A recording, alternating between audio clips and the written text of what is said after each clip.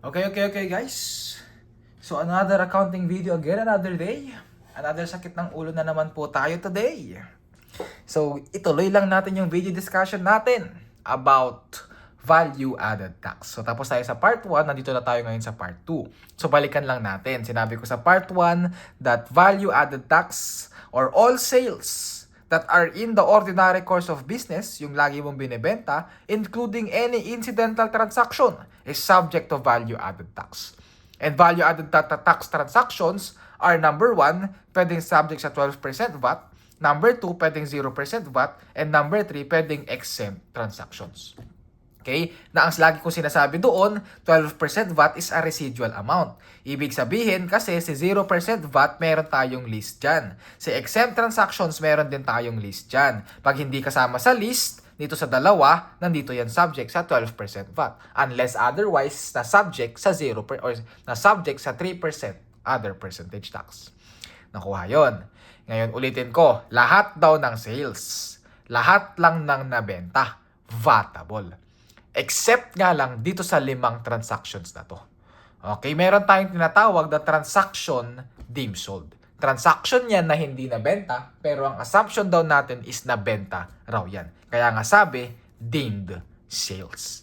Okay, meron tayong mnemonics dyan. CRWPD. CRWPD, para mabilis tandaan, basahin natin siya, i-assume natin, isipin mo na masakit yung tiyan mo. Masakit tiyan mo, saan ka pupunta? Sa CR. After mong maupo, maging success, anong sasabihin mo? Success, well played. CR, well played. Okay? Sige. So, C. C stands for consignment. Okay? Itong consignment na to, i-assume natin na merong tao. Okay? Ikaw ito. Yung tao mo, hindi mo binenta. Ang ginawa mo, tinransfer mo sa isang tao. Yung tao, siya ngayon yung magbibenta sa ibang tao. So, under consignment yun. Sa'yo pa rin yung inventory, pero hindi mo siya hawak kasi hawak ng ibang tao, pero hindi pa siya nabenta kasi under consignment pa lang siya. Okay? Ngayon daw sinabi, kapag daw yung inventory daw na nasa consignment is hindi pa rin daw siya na ibebenta ng 60 days daw, it is considered sold na daw siya. Okay, ulitin ko. Consignment na hindi pa nabenta ng 60 days, it is considered sold. Pag sinabing considered sold, it is now VATable. Okay? Unless nga lang daw, kapag daw yung inventory na nakakonsign is binalik daw sa'yo within 60 days. Then therefore, it is not deemed sold. Therefore, it is not VATable. Okay, sir, paano? Paano kung hindi binalik sa akin yung consignment, pero kasi naibenta na. Naibenta na pero hindi na sa 60 days. O hindi siya transaction deemed sales. Pero VATable siya. Bakit? Kasi nga naibenta siya. Okay, naibenta siya, so VATable. Pero hindi siya deemed sales. Kasi nga, naibenta na talaga siya. Okay, so kapag consignment, ito general rule natin. Lahat ng goods under consignment is not VATable.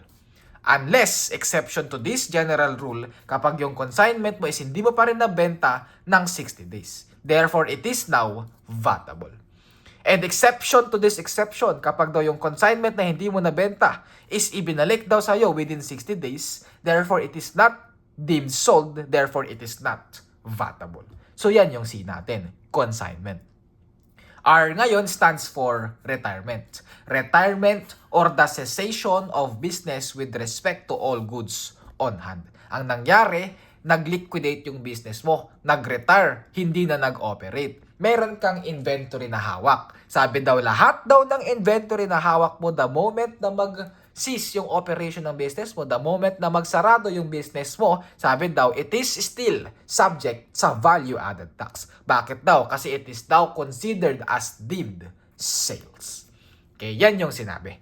Okay, and retirement or cessation includes letter A, it also includes kapag daw nagbago yung activity mo from VAT taxable to VAT exempt transactions. And number 2 daw, it is considered as cessation and is considered as deemed sales kapag daw nag-cancel lang daw yung VAT registration mo. Dahil daw, una, nag-lapse yung 3 consecutive years under optional registration, and number 2, nag-fail yung 3 million threshold natin or hindi lumagpas ng 3 million threshold yung gross sales or receipts mo during the 12 months of operation for mandatory registration. Ulitin ko lang ulit doon sa part 1 natin, kapag optional registration, meron tayong 3 consecutive years that is irrevocable. Kapag mandatory registration, walang 3 consecutive years. Threshold lang tayo dito na 3 million pesos. Okay, sabi daw dito sa B, kapag daw hinakancel yung VAT registration mo, bumalik ka daw sa other percentage tax. Lahat daw ng inventory na hawak mo raw bago ka lumipat sa OPT is considered as sold. Therefore, are considered or therefore are subject to value added tax. Okay? But take note, cessation or retirement does not include letter A, change in control. Nabago lang yung control, hindi daw yung retirement. So, lahat ng inventory mo, bago mag-change in control, hindi pa vatable. Okay, merger or consolidation are not considered cessation. Merge or change in trade or corporate name are not considered as deemed sales. Okay, so ulitin ko lang. Gusto kong emphasize ulit. Ulitin ko sa'yo. Lahat ng sales, vatable. Including incidental transaction. As long as under ordinary course of business. Okay, meron lang exception na hindi mo siya naibenta, pero considered daw siya as nabenta. CRWP. Okay, yan. So, next W tayo. Sa W stands for transfer, use, or consumption of goods that is originally intended for sale. So, nasaan yung W dyan? W, U, and U. Dalawa lang naman ang U dyan sa sentence na yan. U, double U. Okay, CRWP. D. Para lang ma-relate natin sa well played, para lang mabilis basahin. Pangit kasi pag sasabihin mo CRUPD, CRTPD, ang pangit. Mas maganda pag CR well played. Okay? Anong sinabi sa number 3? Nag-transfer ka daw. Ginamit mo daw. Kinonsume mo daw ang alin yung goods. Yung goods daw na inventory mo. Na ang intention mo doon sa goods na yun is ibenta mo. Okay, baka sabihin mo, inuutakan mo si BIR, sasabihin mo, BIR, hindi ko naman nabenta ito. Bakit may isa subject sa value added tax? No way. Sabi ng BIR, it is considered daw as deemed sales. Okay, number 4. P. Sabi daw, payment of debt using goods for sale. Hindi mo ulit binenta yung inventory mo. Pero anong ginawa mo? Pinambayad mo daw ng utang. Yung pinambayad mo daw ng utang na inventory, it is daw deemed sold. So sabi daw, vatable pa rin daw yun. And number 5, letter D, ang sabi, declaration of dividends using goods that is originally intended for sale. Okay, nawala yung goods mo. Bakit? Kasi pinang-declare mo ng dividends. Hindi ko naman binenta. Sabi daw, it is deemed sold. Okay, it is therefore vatable. Okay, so yan ngayon yan. Transaction deemed sales. So ngayon, let's move on. Ano ba yung mga list ng 0% VAT? Ano yung mga list ng exempt transactions? Pag alam mo yung dalawang list dito, alam mo na kung ano yung mga kasama dito. Kasi residual definition lang naman ito. Ulitin ko lang ulit, last na, lahat ng transaction subject sa VAT as long as naibenta, pero merong transaction na kahit hindi nabenta, subject sa VAT, which is itong mga transaction deemed sales, CR, well played. Okay? Let's move on.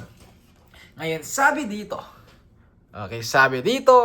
lahat ng mga zero-rated transactions, merong list. Una sa list natin, nagkaroon daw tayo ng exporting.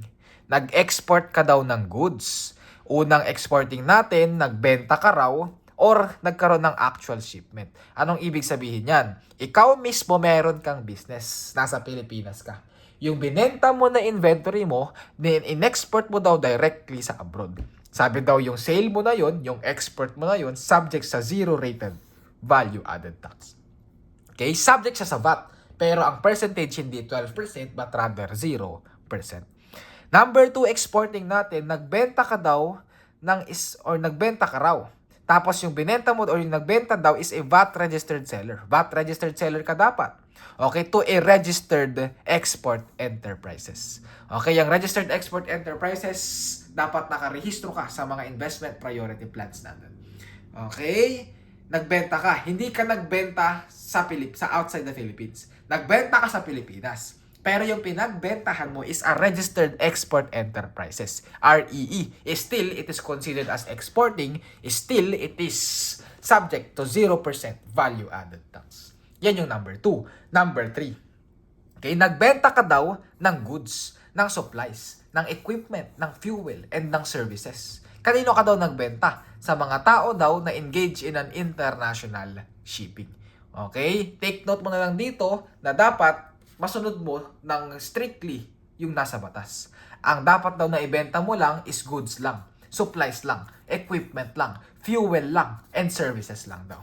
Saan ka daw dapat nagbenta? Sa international shipping. And sinabi din sa batas na dapat daw yung binenta mo daw sa international shipping is dapat daw gagamitin din daw ng international shipping para sa mga air transport operations nila. Okay? Or air transport pala. Okay? So, ibig sabihin, kapag nagbenta ka ng goods sa international shipping, hindi naman nila ginamit. Ang ginawa nila, binenta lang din nila sa ibang tao. O yung binenta mo raw sa kanila, vatable daw yun sa 12%. Hindi daw sa zero-rated transaction.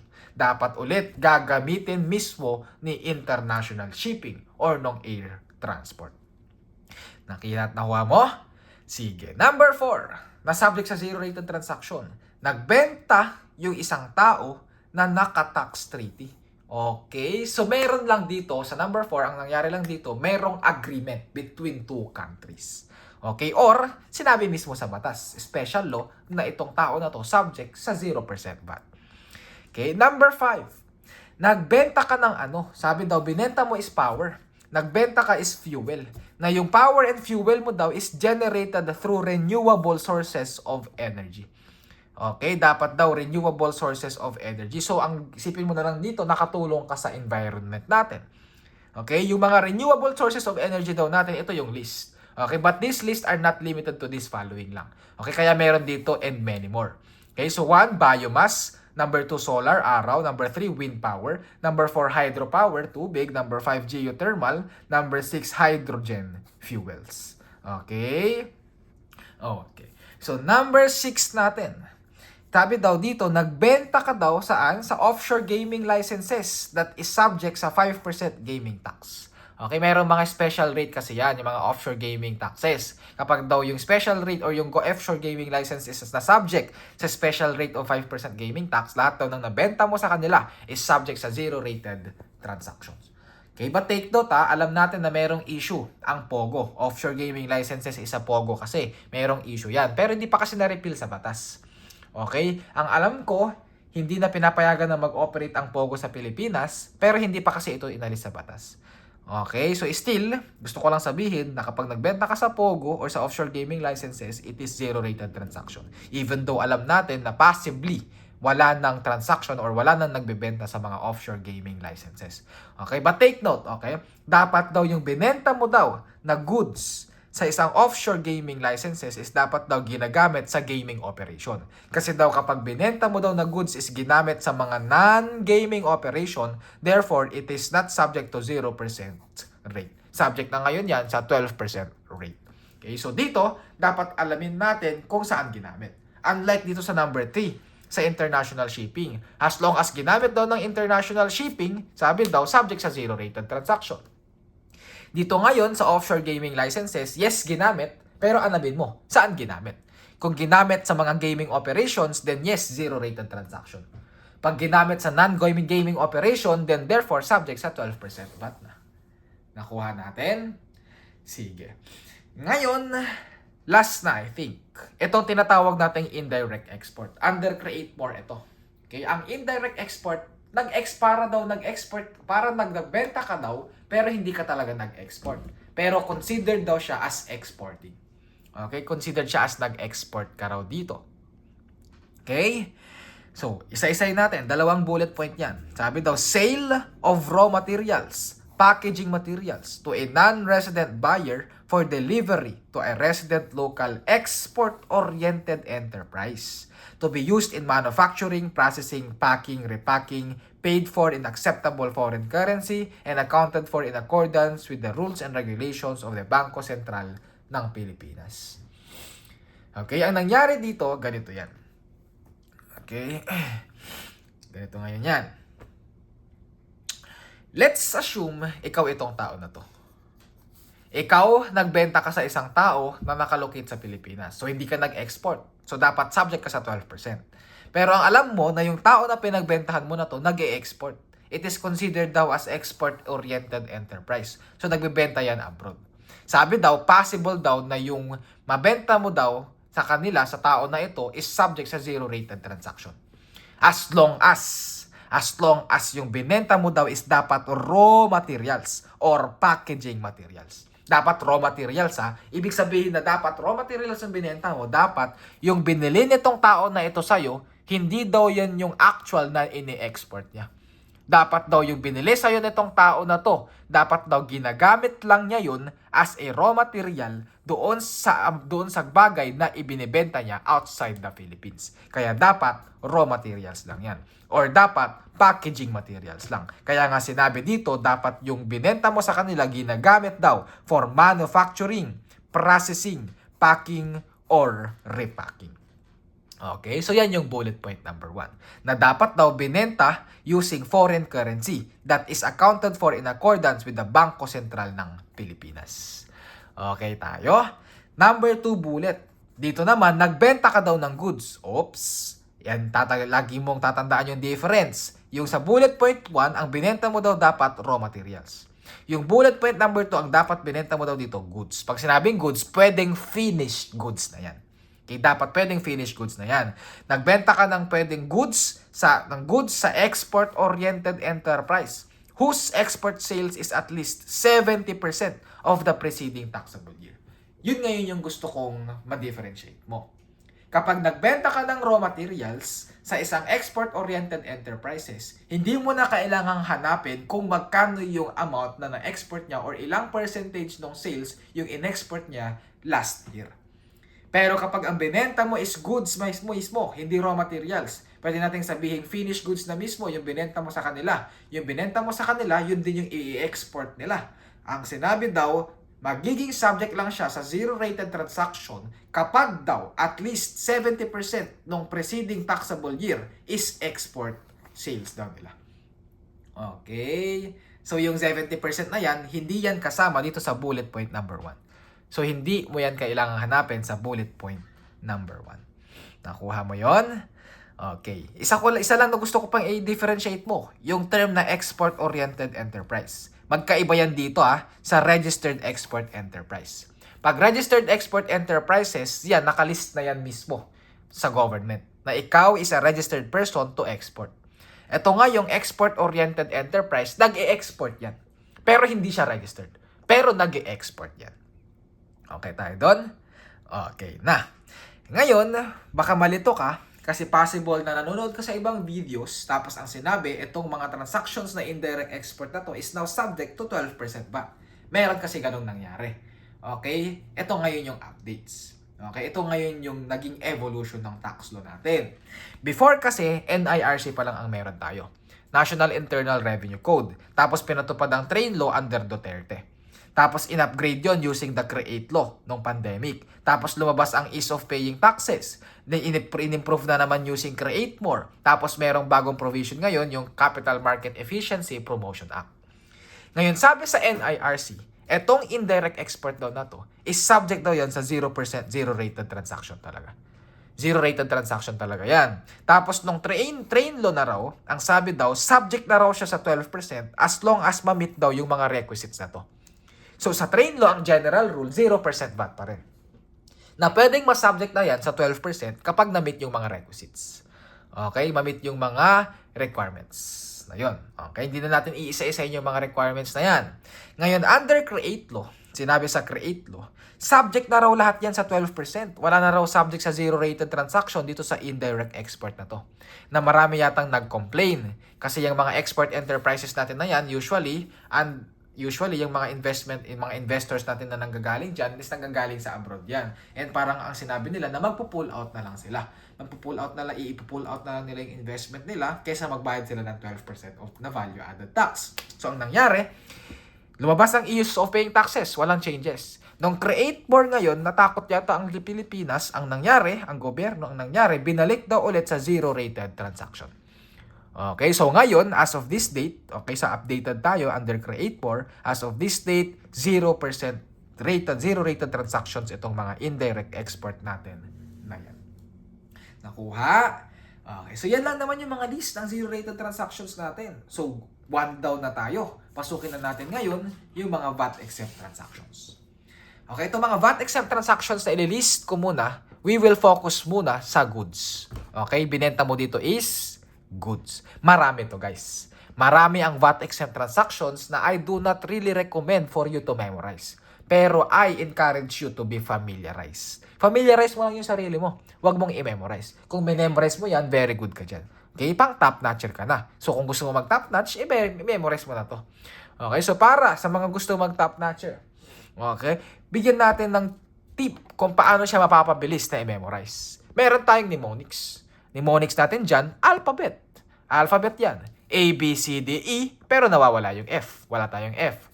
Pupunta na tayo agad sa G, tapos sa H, tapos real. So, A, B, C, D, E, F. Walang F, G, H, real. Okay tayo doon. So, isa-isayin natin. Ano ibig sabihin ng A? Sabi daw sa A is an agricultural or a marine food products, including its inputs. And sinabi dito sa A, ang binenta mo daw dapat agricultural and marine food products. Na dapat daw yung binenta and yung inimport mo raw, it undergoes only for simple processing. Or, dapat daw yung binenta mo daw or yung inimport mo daw is naka-original estate. Pag sinabing original estate, for example, isda. Yung isda na binili mo, binenta mo rin ng isda nang wala kang binago, hindi mo prenito. Kaya hindi mo siya prenito. Ang sabi daw, under original estate daw yun, yung transaction daw na yun is exempt daw sa value added tax. Nakuha yon?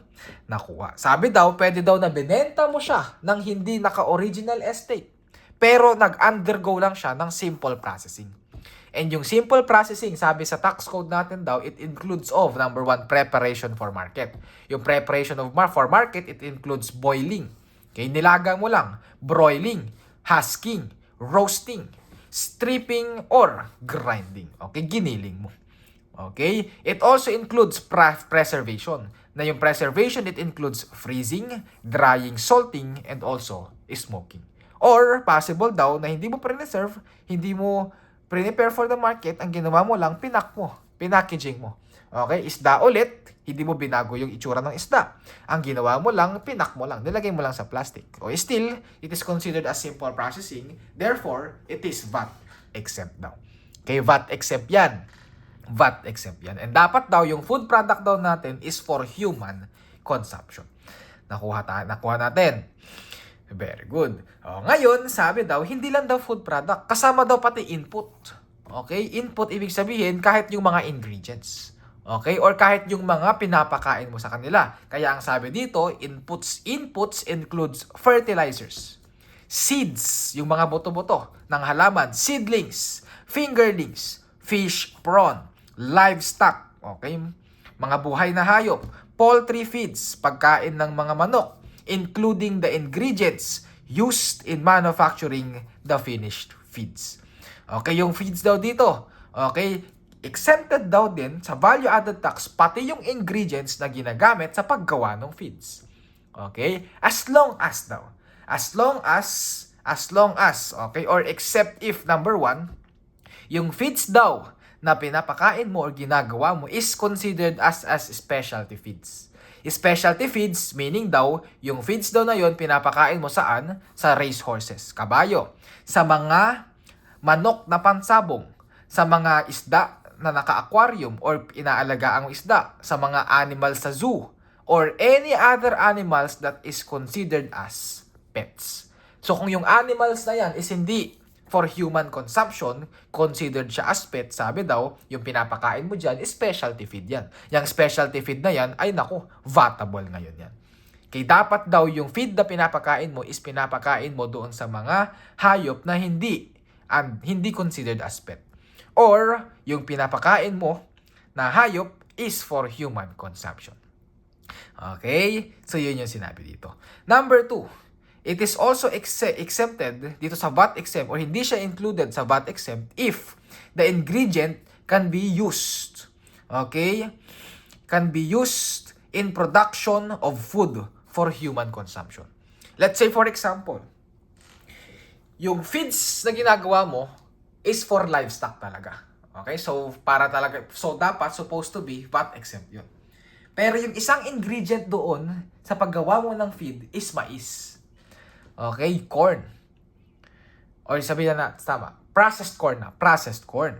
Yung processed corn na yun, usually, pwedeng kainin ng tao. Kung yung processed corn na yun, pwede daw kainin ng tao, sabi daw, yung processed corn daw na yun, hindi daw yun VAT exempt, but rather is vatable. Ulitin ko, ang tinutukoy dito, ingredient. Yung mga ingredient daw sa paggawa ng feeds is still VAT exempt. Unless nga lang yung ingredient daw is pwede daw siyang kainin ng tao. Okay? Or pwede daw siyang gamitin sa paggawa ng pagkain ng tao. Okay? Paano malalaman, sir? Kapag yung isang goods, isang ingredient is hindi pwedeng gamitin sa pagkain ng aso, kukuha ka daw ng certification. Kuha ka raw ng certificate sa mga Bureau of Animal Industry na ang sinasabi, itong ingredient na to or itong goods na ito is hindi fit for human consumption. So, ganun lang yan kasimple. Okay, ulitin ko lang yung A natin. Kapag yung foods daw natin is under original estate or is simple processing lang yung ginawa mong processing dyan, it is VAT exempt. Including daw yung mga inputs. Okay, as long as yung input daw natin is hindi para sa mga specialty feeds or hindi para sa mga hayop na considered as pets. Or yung ingredient daw na ginamit mo sa paggawa ng specialty feeds is dapat daw hindi pwede daw for human consumption. Okay tayo? O sir, what if mais? Yung corn. Yung corn ko daw, ginagamit ko sa paggawa ng feeds. Eh sir, yung corn na yun, pwedeng kainin ng tao. Yes, pwedeng kainin ng tao yung corn. Ibig sabihin ba sir, yung corn na ginagamit ko sa paggawa ng feeds is vatable na? No pa rin. Bakit sir? Sinabi mo kapag kayang kainin ng tao, vatable na. Eh bakit hindi yun vatable? Balik ka ngayon doon sa isa pang concept natin. Dapat original estate. Kapag yung corn ba na under original estate? Yes, under original estate. So vatable ba yun? Ay hindi yun vatable. Kasi nga, original estate yan. Okay? It undergoes only for simple processing. Nakuha? So, that is for the A. So, let's move on sa B. Ano yung B? Books ngayon yan. Ang nangyari dyan, nagbenta ka, nag-import ka ng ano? Books, newspaper, magazines, review or bulletin, or any educational reading materials that is covered by the United Nations Educational, Scientific, and Cultural Organization or the UNESCO. Including any digital or electronic format. So, hindi na lang yan basta naka-physical books. Kasama na daw pati digital or electronic formats. Okay? Provided that it is VAT exempt kapag daw hindi daw siya ginagamit devoted principally for publication of paid advertisements. And number 2, dapat daw it is compliant with the requirements set forth by the National Book Development Board pursuant to the Republic Act number 8047. Okay? Okay. So yung sale or importation of books natin, VAT exempt as long as hindi ginagamit lang for paid advertisement, okay? Principally devoted. And as long as it is compliant with the Republic Act number 8047. So that is for the B. So let's move on for the C. What is C? Sabi daw, C is the sale of cooperatives. Kapag yung cooperative mo daw nagbenta, sabi daw, VAT exempt transaction yun. As long as yung cooperative na tinutukoy lang natin dito is number 1, agricultural cooperative. And number 2, hindi siya agricultural, pero dapat hindi din siya electric. And dapat hindi din daw siya credit cooperative. Okay, so unahin muna natin sa agricultural cooperative. Sabi daw, yung sale daw ng isang agricultural cooperative is VAT exempt if nagbenta daw siya sa kanyang mga members. Lahat daw ng binenta ng isang agricultural cooperative sa kanyang members, dapat daw yan exempted. Okay, exempt yan sa value added tax. Okay, merong instances na yung agricultural cooperative is nagbebenta sa mga non-members niya. Pag nagbenta daw yan sa non-members, it is VAT exempt kapag daw yung binenta daw ng agricultural produce or agricultural cooperative is yung mismong product daw nila na yung cooperative mismo ang gumawa. Dapat daw yung cooperative mismo yung producer ng agricultural product na binenta nila. Okay? So kung yung agricultural cooperative bumili lang ng isang product, Tapos binenta niya sa mga non-members niya. Ang sabi daw, it is not VAT exempt.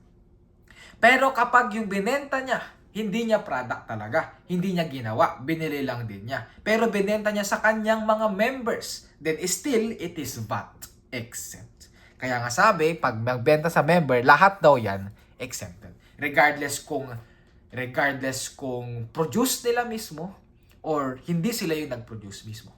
Pero kapag non-members, VAT exempt lang sila kapag yung binenta nila is yung produce nila mismo.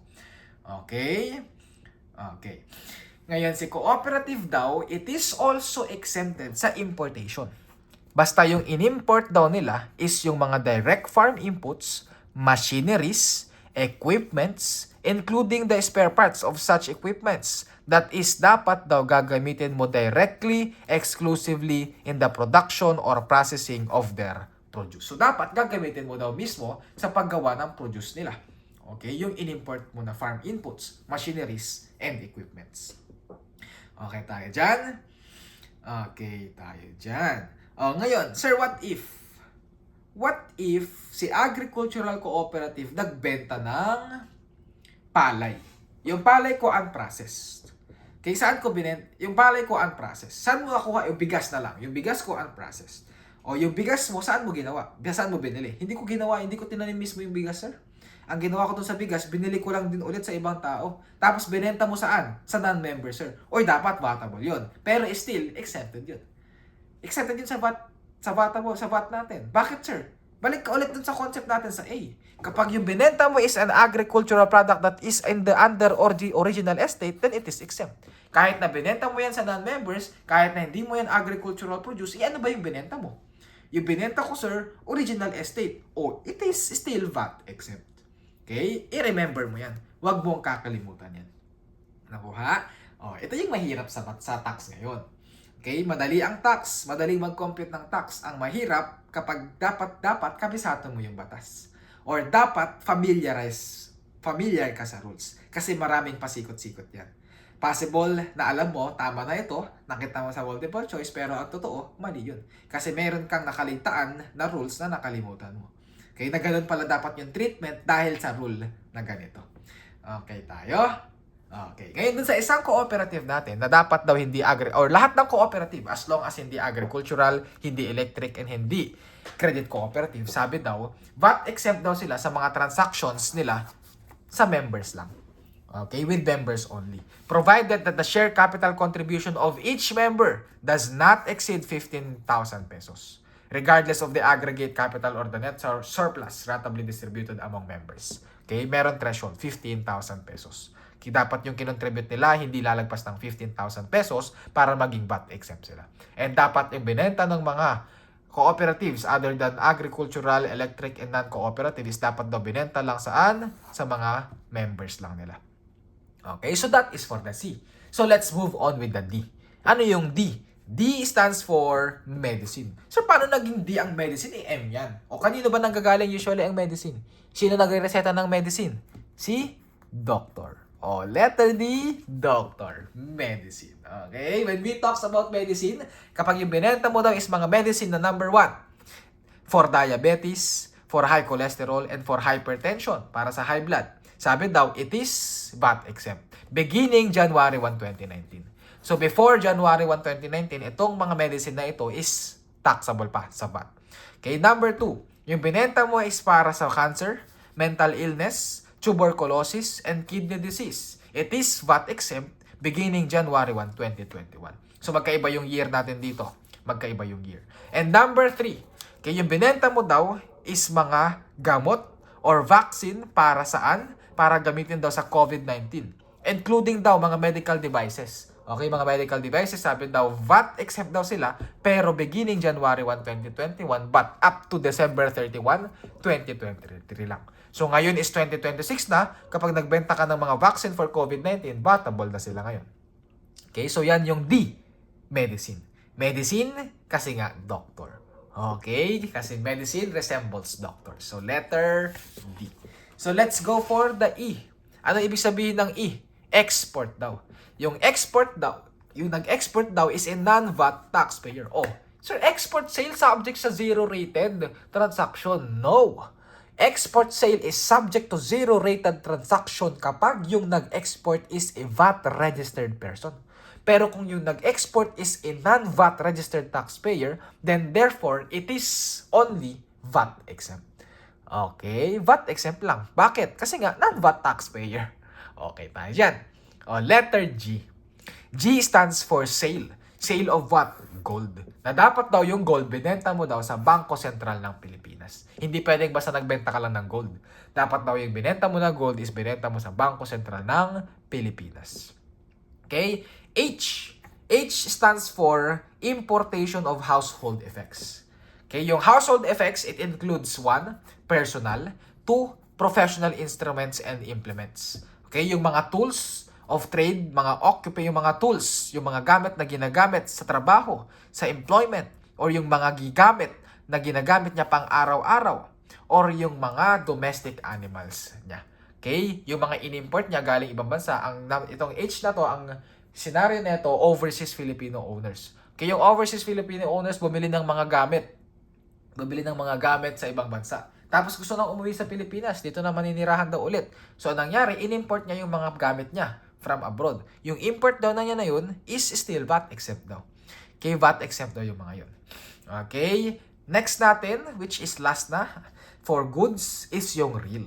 Ano yung real? Sale of real properties. Sabi daw, VAT exempt daw kapag nagbenta ka daw ng real properties, number 1, if yung binenta mo daw, or ikaw daw is hindi engaged sa isang realty business. Okay? Pag hindi ka daw engaged sa realty business, subject ka daw sa capital gains tax and hindi ka daw subject sa value-added tax. Number 2, kapag daw nagbenta ka ng real property, tapos, okay, kapag nagbenta ka ng real property, pero ikaw is a realty business, sabi daw, exempted ka pa rin sa value-added tax. Okay, as long as daw you are in compliance with the statutory price ceilings. Yung price ceilings na yan, marami yan. So ito yung mga price ceilings natin. Number 1, kapag daw yung binenta mo na real property is for socialized housing, then therefore it is VAT exempt. Number 2, kapag daw yung binenta mo is for low cost housing, then it is VAT exempt. Kapag daw yung binenta mo is a real property that is considered as a residential lot, that yung value ng residential lot natin does not exceed, lupa lang ito, does not exceed 1,919,500 per unit, then it is still VAT exempt. But provided that this transaction 2 and transaction 3 will now be subject to value-added tax beginning January 1, 2021, so ngayon na 2026 na, value-added tax na yung mga transaction na yan. Okay, last transaction natin, nagbenta ka ng residential dwelling. Ang residential dwelling, it composes of lupa and bahay. Okay, that does not exceed 3,199,200 per unit. Sabi daw, hindi yan subject sa VAT. Na yung 3,199,200, magiging 3,600,000 na daw yung threshold natin per unit effective January 1, 2024. So 2026 na ngayon, ang threshold na ngayon is 3,600,000.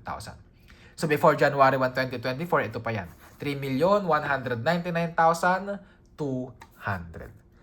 Okay, nakuha mo? Sana nakuha. Okay, so let's move on. Tapos tayo sa goods.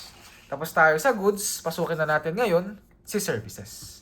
So itong mga transaction na ito, for services na ngayon yung mga yan. Meron lang ulit tayong mnemonics. Alphabet lang ulit. A, B, C, D, E. Okay, E yan. E, real, and O. Okay, A, B, C, D, E, real, and O. Real O. A, B, C, D, E, real O. Okay, o, A. A stands for agricultural pa rin. Ito yung mga services daw ng mga agricultural contract growers. And milling for others of palay into rice, corn into grits, and sugar into raw sugar. So, dalawa itong A natin dito. Dalawa yung services na pina-perform dito. Una daw, yung services daw ng mga agricultural contract growers. Ano daw yung agricultural contract growers? It refers to persons producing for other poultry, livestock, or other agricultural and marine food products in their original estate. Okay, itong agricultural contract growers, ang trabaho nito, okay, is nag-aalaga daw. Nag-aalaga ng mga hayop, livestock, poultry, and other agricultural and marine food products in their original estate. Inaalagaan lang nila. Okay, sila lang yung nag-aalaga ng mga livestock na yan na hindi naman sa kanila. Yung services na yun na binabayaran is VAT exempt daw. Okay, and number 2 na VAT exempt daw dito sa A is yung mga milling for others. Okay, so dito, nagmimiling ka. Okay, parang nagiginiling lang tong milling na to. Okay, nagiginiling ng mga palay na nililipat mo into rice, ginagawa mong rice, yung corn na ginagawa mo into grits, and yung sugar or yung sugar cane or yung sugar na ginagawa mo into aero sugar. I think sugar cane ito. Na yung sugar cane is ginagawa mo into aero sugar. So yan lang, tatlo lang. Okay, tatlo lang pag for milling. Palay into rice, corn into grits, sugar cane into raw sugar. Nakuha tayo. So services yan. Okay, services yan. Ikaw lang yung nagko-convert para sa ibang tao. So services yan. It is still VAT exempt. Nakuha. B. Let's go for the B. B stands for the building. Building or the condominium. Okay, pero actually condominium lang yan. Pinasok ko lang yung building para lang mapasok sa B. Okay, pero condominium lang yan. Okay, condominium.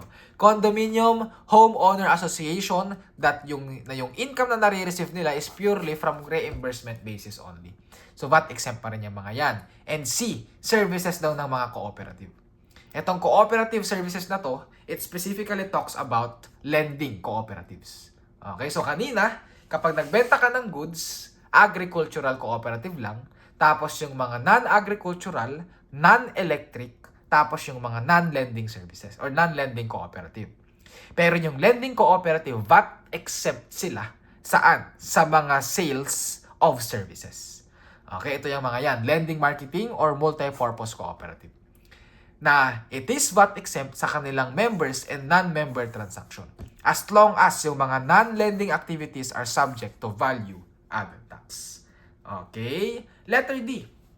Oh, let's move on with the D. D stands for health or hospital services. Ay, alam ko na yan, sir. Di mo na ako maloloko. Kaya health and hospital services. Kaya letter D yan kasi stands for letter D. Doctor ulit. Okay? Pag-usapang health, hospital, it resembles doctor. So that is D.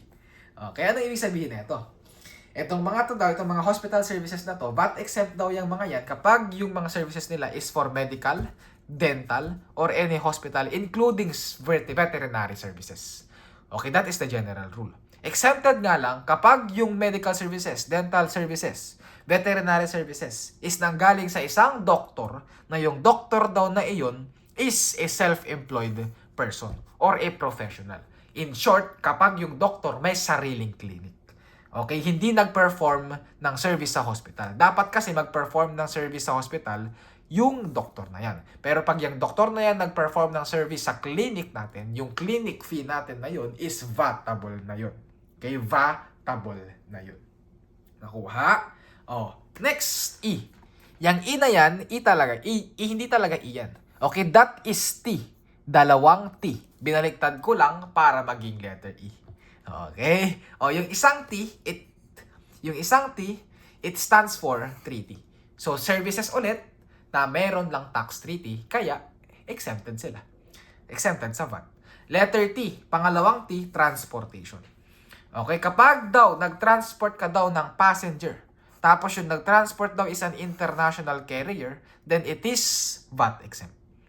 Okay? Number 2, kapag daw yung transportation company daw natin is nag-import ng fuel, goods, supplies by a persons that are engaged in international shipping and air transport operations are exempt sa VAT. Take note mo, ang sinabi lang ulit dito, fuel, goods, and supplies. Kung maaalala mo, doon sa zero-rated transaction natin, kasama ang equipment. Pero sa VAT exempt ng transportation ng international carrier, hindi nakasama ang equipment. Therefore, equipment is VATable. Kasi wala sa exception na si equipment is exempted. And sinabi nga natin, we never assume or we never presume exemption. Okay, exemption, dapat nakasulat yan sa batas. Okay, so tapos tayo sa E. Next, real. What is real? Real stands for real estate ulit or real property. Okay, pero dito services na. So, leases of real property. Nagpapaupa ka na ng real property. Kapag daw yung pinapaupahan mo is commercial, sabi daw, titignan mo ngayon yung threshold, yung gross sale natin. Pag yung gross sale mo is more than 3 million pesos, then you are subject to value-added tax. Kung yung gross sale mo is less than or equal to 3 million pesos, then yung income mo or yung sale mo is subject or yung rental income mo is subject sa other percentage tax. Pero pag yung pinaparentahan mo daw is a residential property, sabi daw, titignan mo daw muna magkano yung monthly rental. Kung yung monthly rental mo daw is less than or is equal to 15,000 per unit, sabi daw, it is not subject to business tax. Ibig sabihin, hindi yan subject sa VAT, hindi din yan subject sa other percentage tax. Okay, if yung monthly rental income mo daw is more than 15,000 per unit, take note per unit yan. Okay, titignan mo ulit magkano yung gross sales. Kung yung gross sales mo is more than 3 million pesos, then you are subject to value-added tax. Kung yung gross sales mo is equal to or is less than 3 million pesos, then you are subject to other percentage tax. Okay? Yan kapag release of real property. So last na tayo sa O, others na lang. Okay, so others, yung mga services daw na pinerform ng isang regional area headquarters of multinational company are still VAT exempt. Okay, number 2, sale of services. Saan daw? Nagbenta ka daw ng services sa mga senior citizen and sa mga persons with disabilities. It includes of lodging establishments, hospital and clinic services, sports and recreation services, restaurants, VAT exempt, land, air, and sea travel, exempted sa VAT, medical, dental, diagnostic, lab fees, and professional medical fees, VAT exempt, and funeral and burial services, VAT exempt din sila. Okay? Number 3, those subjects to other percentage tax. Oh, common sense. Logic na yan. Sabi ko ulit dito, once na subject sa VAT, hindi pwedeng subject sa OPT. So, pag subject sa OPT, never ka na magiging subject sa other or sa value-added tax. Okay, so kapag yung transaction mo is subject sa other percentage tax, then you are a VAT-exempt transaction. So, no, then that transaction is a VAT-exempt na ngayon. Okay, so that concludes our video discussion sa part 2 natin. So, sa part 2 natin, ang diniscuss lang natin dito is number 1, yung transaction deemed sales. Number 2, yung mga list ng zero-rated transactions. And number 3, yung mga list ng mga VAT-exempt transactions. Ulitin ko, yung VAT-exempt transactions, hinati natin sa A, ay hinati natin yan sa goods and sa services. Mnemonics natin dyan, alphabets lang yan. Hindi ko ulit nire-require sa'yo na i-memorize. But I encourage you to do so. Kung gusto, lalo na kung gusto mo mag-top notch, i-memorize natin yan. Wag lang basta memorize. Dapat intindihin mo yung rules. Intindihin mo yung pasikot-sikot. Intindihin mo yung general rule. Intindihin mo yung exception to the general rule. Alamin mo kasi meron pang exception to the exception. Okay, so that concludes our video discussion. Sana nag-enjoy ka. Sana may natutunan ka. Keep on going. Good luck. God bless and ciao.